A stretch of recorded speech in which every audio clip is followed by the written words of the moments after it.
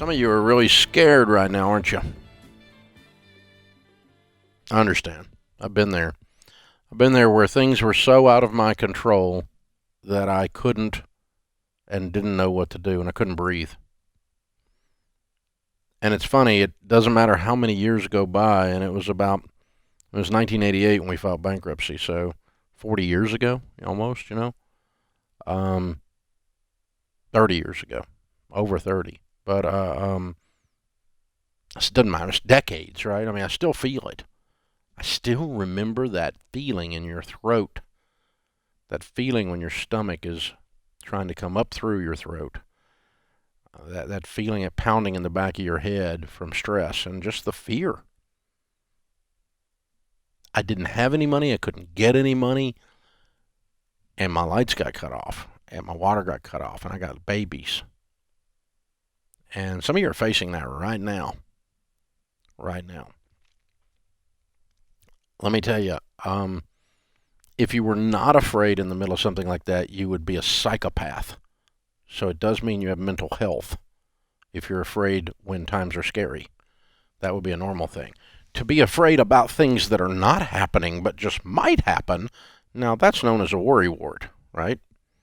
And Dale Carnegie used to say, he wrote a book on worry, and the thesis of the book was 80% of the things we worry about never occur.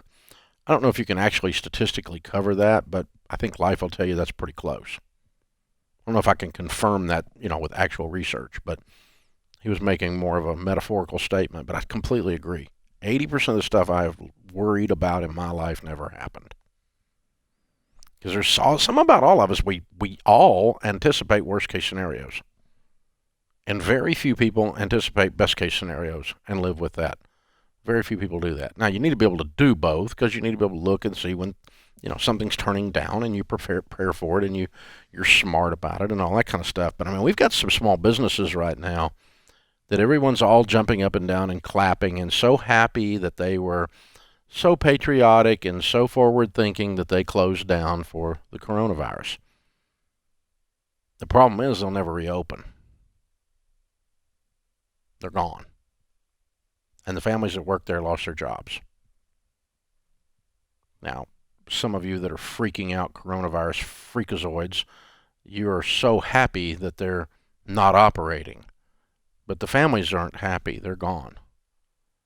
That family has lost their job, and that restaurant is never going to reopen because they don't have any money, and they've gone broke because they were forced to close and not have customers.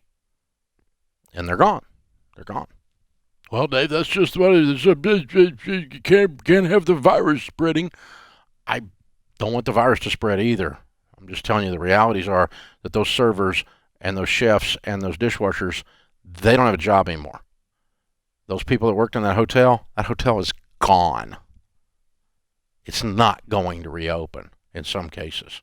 Now, some of them will reopen. Some of the big ones will reopen. Some of the restaurants have good shape. They'll reopen.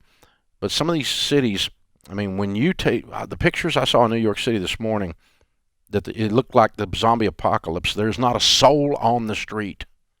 I've never seen that in my life, and I'm 60 years old in New York City. And let me just tell you, that's a lot of businesses that are never going to come back. That's a lot of them, because those empty streets mean there is zero revenue, and they are gone.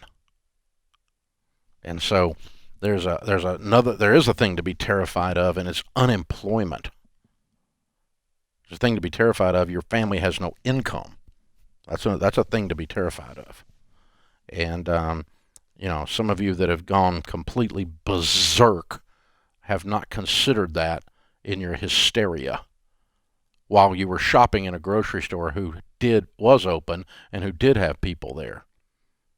You're just not using good critical thinking skills. So, do I want the virus to spread? Dave Ramsey's irresponsible. Oh, shut up. That's just stupid.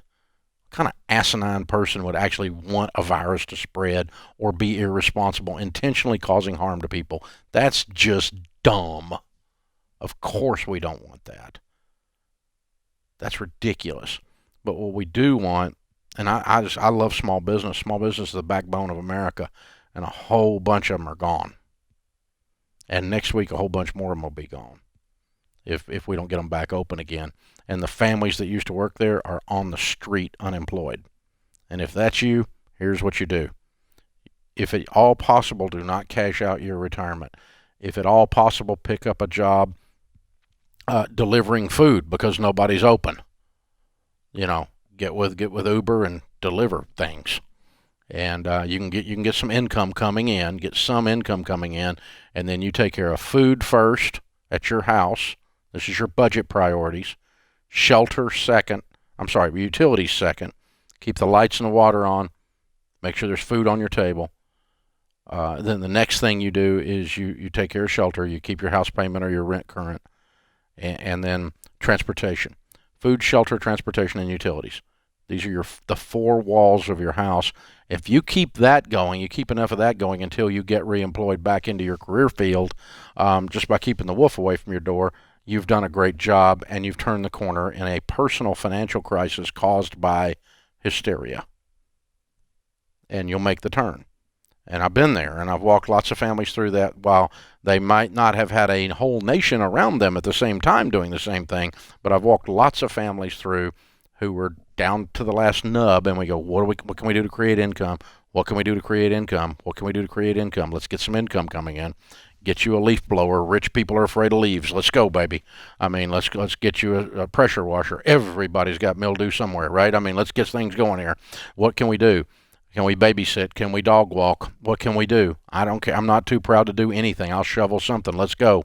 I just got to make a little bit of money and keep some food on my baby's table. And then once I do that, I can keep the lights on in my baby's room. That's all I got to do.